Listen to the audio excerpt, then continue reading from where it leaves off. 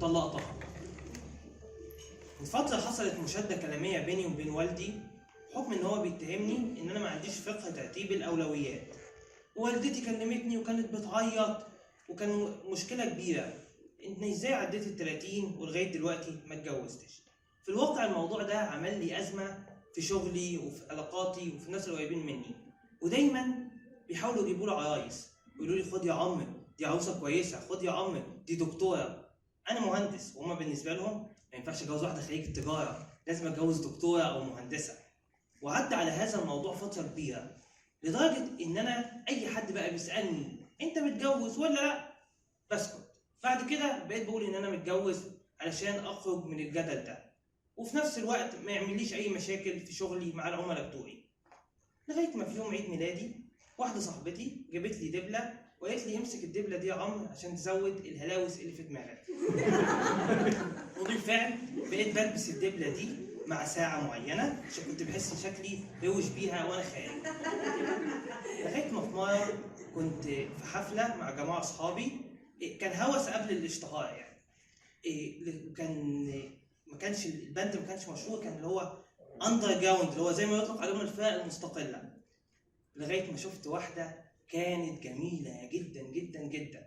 أول مرة أشوفها بتحضر الحفلة دي، كانت واقفة بعيد، كان شعرها ناعم وطويل وكانت ربطاه دي الحصان. افتكرت على طول أغنية مربوط بأستك، وفعلا قلبي دق 3 دقات. قعدت أحاول أشوف هي جاية مع مين اللي يعرفها، مين أصدقاء مشتركين، لغاية ما لقيتها واقفة مع مرات واحد صديقي. رحت حاولت اتكلمت مع مرات صديقي وجبت اكونت الفيسبوك بتاعها وعملنا بشوية خطط كده، قدرت اتواصل معاها وحصل اول كونتاكت بينا واتفقنا على اول ديت. وكانت عظيمة جاية، كانت زي القمر. اول ما شفتها قلت لها ماي ايز، فهمت ان انا برمي افيه على فريندز. وفعلا مش بس كانت جميلة، دي كانت ذكية، كانت بتحب الشعر، كانت مثقفة، كانت بتحب محمود درويش وأمل دنقل. وكان ديت عظيم جدا. تاني ديت لينا قررت أعزمها في مطعم غالي، وبالفعل اتشيكت، لبست الساعة بتاعتي والدبلة اللي ببقى شيك بيها وخرجت علشان أقابلها. وبالفعل رحنا وخرجنا الديت، وكان ديت جميل جدا، وقعدنا وكلنا وانبسطنا جدا. بعدها عملت لي بلوك من كل حاجه، ارن عليها ما بتردش. بعد كده الاقيها عامله لي بلوك، احاول اوصل لها باي طريقه مش عارف. انا قلت بس هي عندها خوف من الالتزام او كما يطلق عليه fear of commitment، ومش عايزه تكمل في علاقه معايا. وانا كنت دغري معاها ساعتها، كنت بقول لها احنا هنجرب، والله لقينا الموضوع هيمشي بينا هنكمل في ريليشن شيب، لقينا الموضوع بينا هيفشل خلاص احنا اصحاب وابتسامه صفراء كل ما نشوف بعض. بس هي طبعا ضابط بكل الكلام ده عرض الحائط واختفت. لغايه من قابلت صديقي فبيقول لي ايه الاخبار، عملت ايه انت وميار؟ كان اسمها في حرف راء، وانا اي حاجه فيها حرف راء بقى متاكد ان هي هتكمل كويس. فقلت له لا والله ما حصلش نصيب، وحكيت له اللي حصل. قلت له دي اختفت مره واحده. طب قال لي انا هسال مراتي ايه السبب. قال لي يا عم ارجع كده يا عم، بعدها بكام يوم قال لي ارجع كده للكفر بتاع الفيسبوك يوم 5/2. فرجعت عليه، كنت متصور انا عندي ابن اختي صغير كده، كنت شايله وكاتب عليها ابني من منطلق الخال والد. وطبعا لابس دبله، هي اللي اقتنعت ان انا متجوز اساسا وجاي اتسلى بيها والعب. يوم 2/2 اللي فات كنت خارج مع جماعه اصحابي، واذ بي الاقي قمر جاي علينا، شعرها قصير عامله فيسنج هنا، وكانت هي ميار وكانت جميله اكتر من الطبيعي بتاعها. اول ما شفتها سلمت عليها بحراره، ازيك يا ميار عامله ايه الاخبار؟ قالت لي ازيك، اخبارك ايه واخبار اولادك ومراتك ايه؟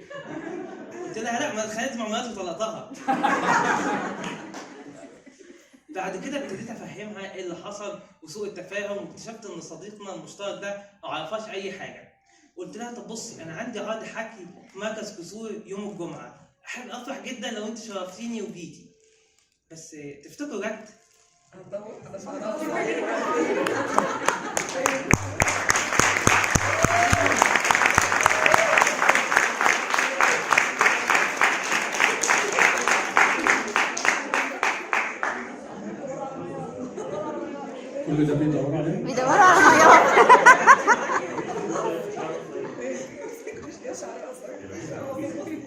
خايف مرة أحب وعارف ليه أنا قلبي خايف. شفت الحب بيبكي ويضحك ماله عينه شفايف. خايف مرة أحب وعارف ليه أنا قلبي خايف. شفت الحب بيبكي ويضحك ماله عينه شفايف. بس لو الاقي اللي احبه واللي قلبي يروح لقلبه.